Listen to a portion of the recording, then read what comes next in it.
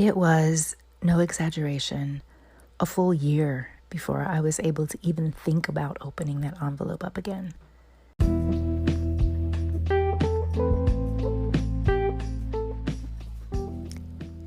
In this episode, I'm going to tell you where the title for my podcast came from, how the contents of an envelope reset my psyche and my socio-cultural worldview in a matter of minutes, what it means to bless our own waters, and why it's a potent starting place for getting comfortable being human. I'd appreciate you taking some time after you listen to rate and review my work on Apple Podcasts, especially if you enjoy it.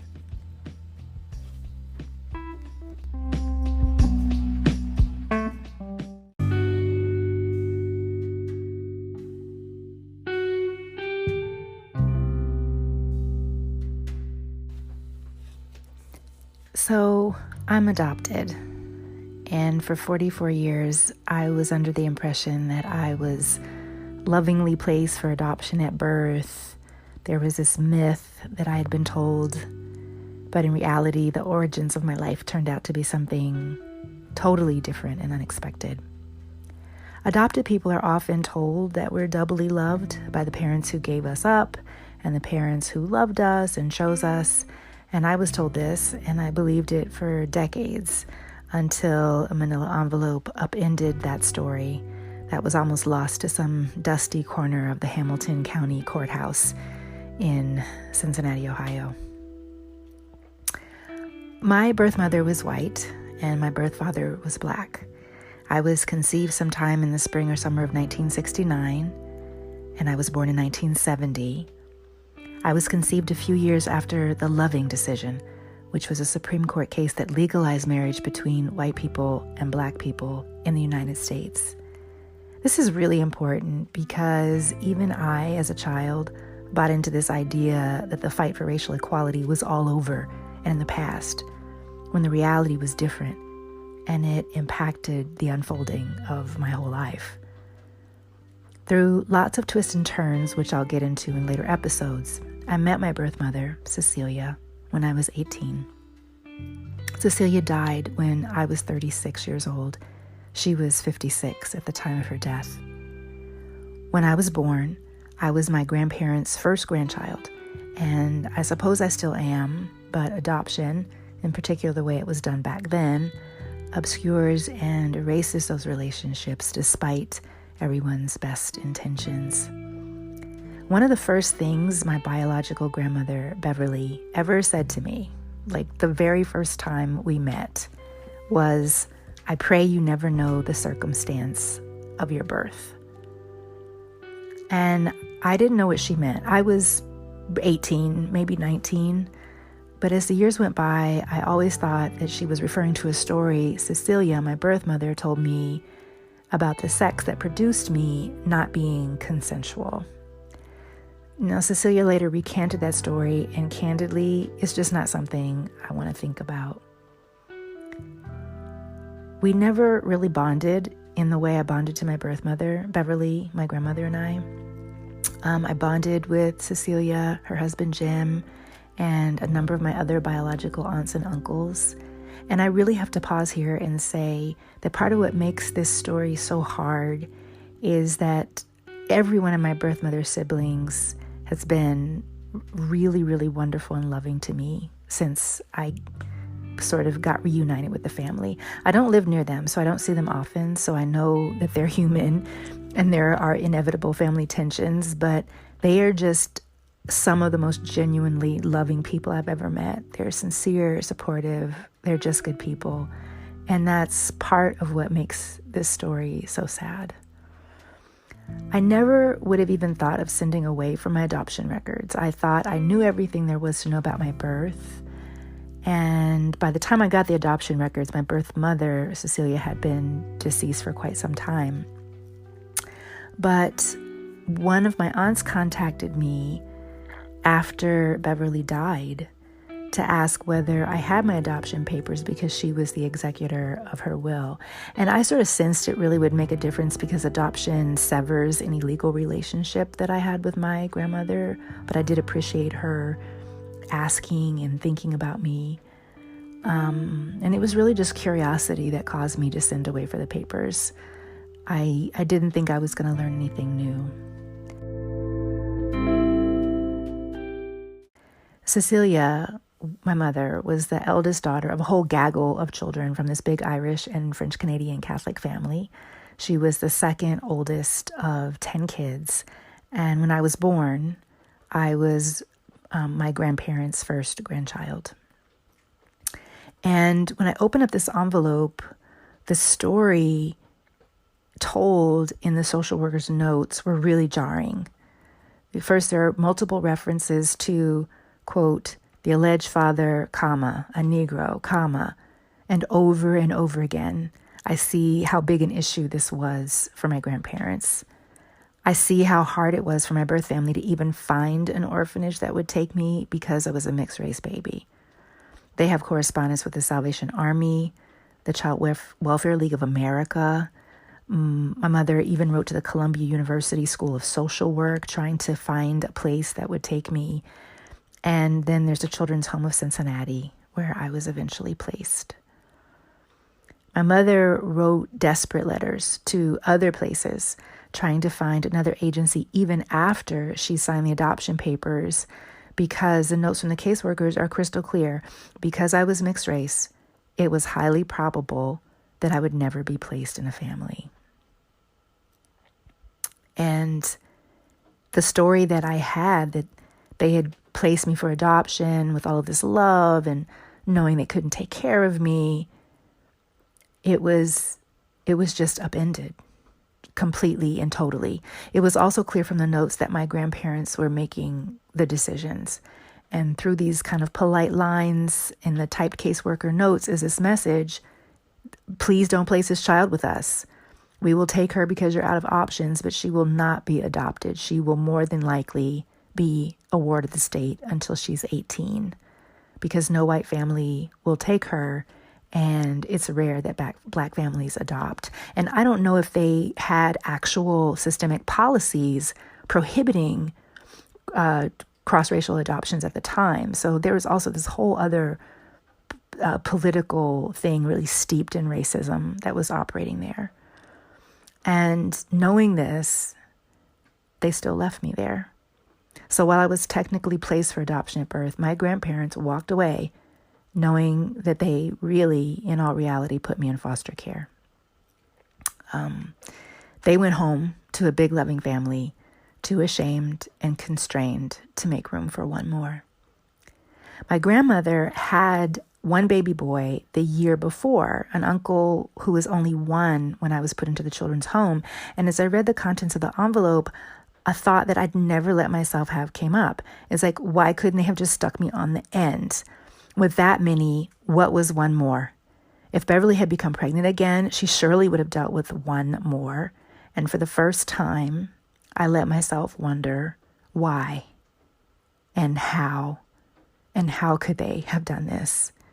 And my head started to get heavy, and I felt anger and sorrow and rage and hatred for their ignorance and their choices and the way they let their shame outweigh concern for the outcome of my life. There's this place on the forms where they're asked to explain in detail why they can no longer care for the child, and there are only 3 words written there: social and economic.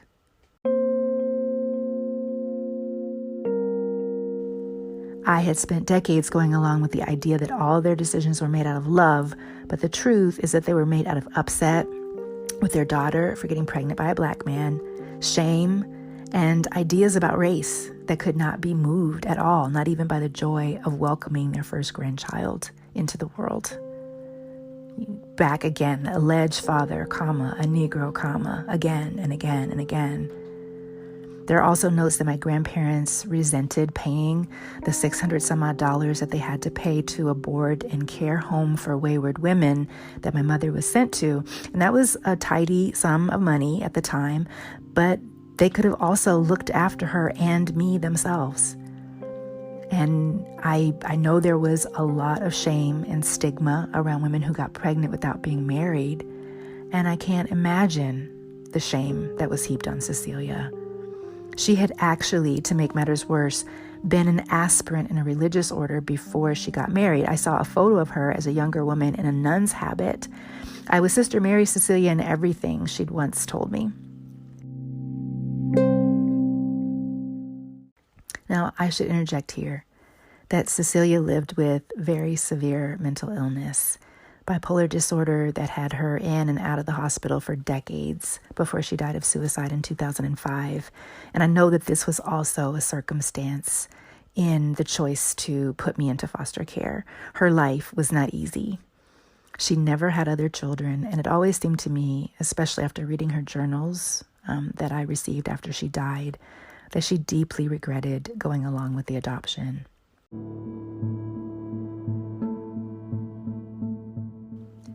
When I read these papers, I was so enraged and hurt. I left my little tiny house and I ran down to this place I call my supplication spot by the creek in the forest where I live. And more than anything, I wanted this truth owned. I was furious that there had never been an apology when there was time. And now Beverly is dead. My grandfather died in 1974 when I was 4 years old.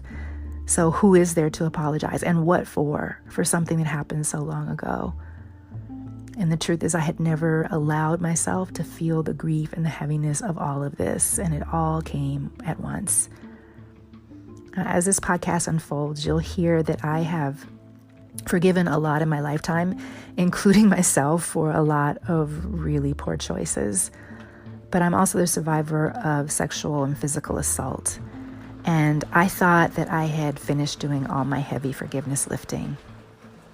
And then I found myself down in the dirt by the creek, crying and horrified. I had dodged so many bullets, and now there was this knowledge of this retroactive bullet and nobody alive to be angry with.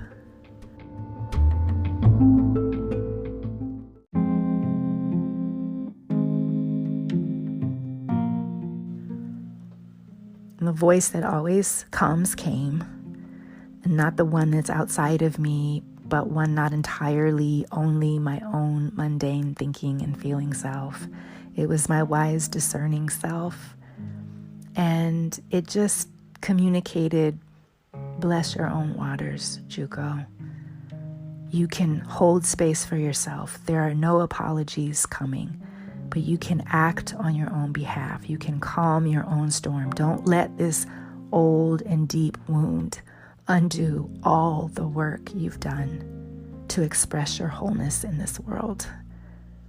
Bless your own waters, sister. And so I dipped my hands down in the water and I brought it up to my face and my head and my body.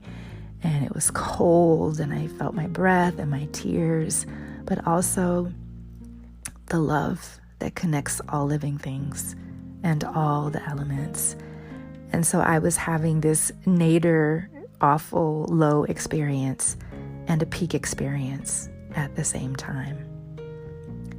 It was, no exaggeration, a full year before I was able to even think about opening the envelope up again. It was really, really hard for me to fathom how, in my late 40s, my whole sense of self and history could get upended. It was really clear how my personal story intersected with the political, as they all do.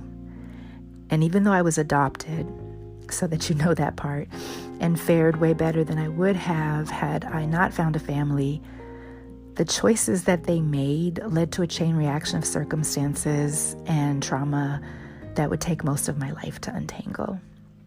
Candidly, I still get tripped up in those tangles, but I have learned to be comfortable with this part of my human story. In times past, news like this had a different outcome. I would have internalized the shame and anger and watched it fester into depression and this really thick, immovable grief. But not this time. It's taken time, but I found my way to the edges of compassion and forgiveness.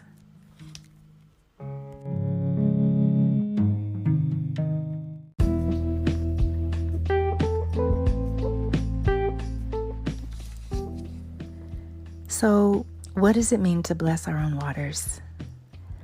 We bless the waters that both give us life and also bear all manner of trials and troubles.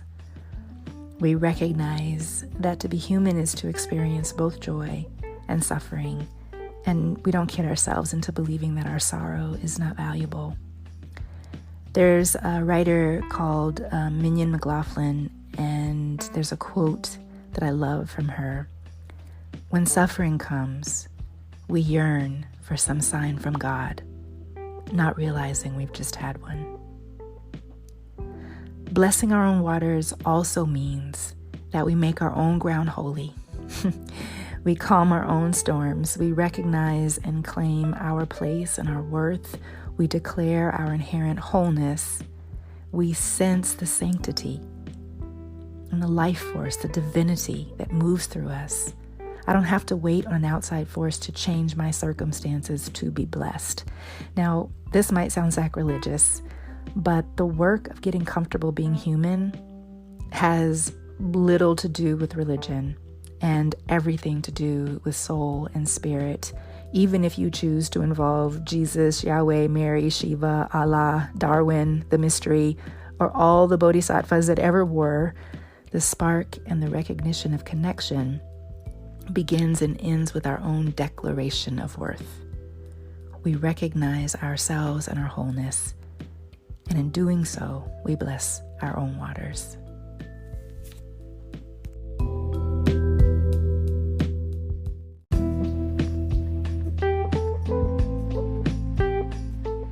This is the part of the podcast where I would have Just Ask Juco questions from listeners. And since this is my very first podcast, my very first episode, in my very first season, I don't have any questions yet. So you can leave those on any of my social media platforms, and you can also leave me a voice message on my anchor.fm podcast profile page. I'll make sure that the link is in the program description. Our next topic is going to be compassion, which is essential to getting comfortable being human. I'm going to talk about what it is and specifically what it is not. I'll be posting new podcasts every other Friday starting January 3rd, 2020. I do a lot of different things, and you can go to jucoholiday.com to find out about things I offer locally, including yoga teacher trainings, yoga therapy training for mental health professionals, and yoga therapist training with an emphasis on emotional wellness and entrepreneurship for social change here in the Santa Cruz Mountains, not too far from San Jose and the San Francisco Bay. I am also really excited about being on the faculty of 1440 Multiversity. And in August of 2020, I'll be holding a retreat for women of color, a Bless Your Own Waters retreat, reflections on trauma, boundaries, compassion, and forgiveness. You can go to jucoholiday.com to be notified when the registration is live. Finally, I'm a conservationist and a Ronan Institute research scholar in the disciplines of psychology and ecology. You can visit redwoodlove.org to find out how you can offset your environmental impact and move from climate crisis overwhelm to action. Again, I am so pleased to have you join me, Dr. Juco Holiday, as we get comfortable being human together. Our next blessing session will be up in just 1 week, so please plan to listen then. Thanks. Go shine.